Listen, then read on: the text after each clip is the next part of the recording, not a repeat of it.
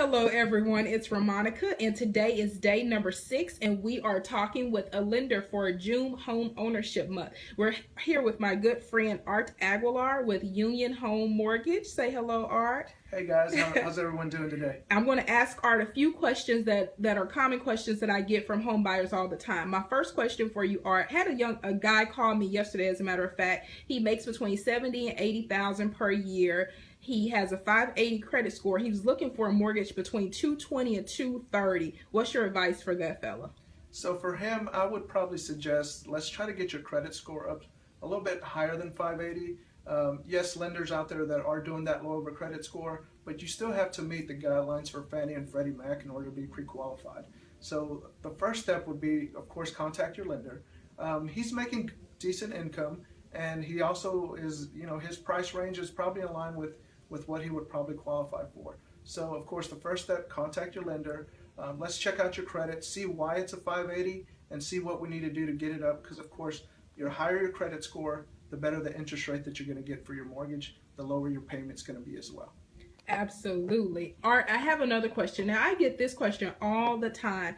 My cousin, my aunt, my sister, somebody I know, they bought a home back in 2008 and they bought their home with no money down. Are there still programs like that available? Are there still programs where borrowers can buy a home without bringing any money to the table? Yes, of course. Of course, we have loans out there. Of course, if you're a veteran, you can qualify for a VA loan for up to 100% financing, as well as USDA. There is another program out there that I personally like. It's called the Southeast Texas Housing, where a buyer can purchase a home of up to $275,000. They can get up to 6% in total down payment assistance, as well as closing cost assistance.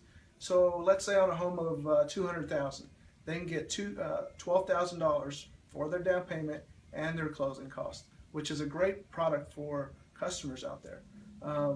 So the criteria for that loan, you're going to need to not make more than $82,000 a year. Your credit score has to be at least a 660, and your debt-to-income ratio can exceed 45%. And Art, my last question for you is that question about debt to income ratio. So I get that question a lot. Individuals having high debt, what are some suggestions about, or maybe even explain what debt to income ratio is so that our public can understand what it is? So debt to income, that's one of the main criteria that we use for approval. So that means is how much home can I afford with the income that I currently make? So if you're on, most lenders are going to be at about a 45% cap. Some lenders can go up to 55, 56, like myself. So what does that mean? So if you're making $1,000 a month, you can't have more than $450 in total debt. And so that includes auto loans, that includes credit cards, that includes any current mortgage that you have.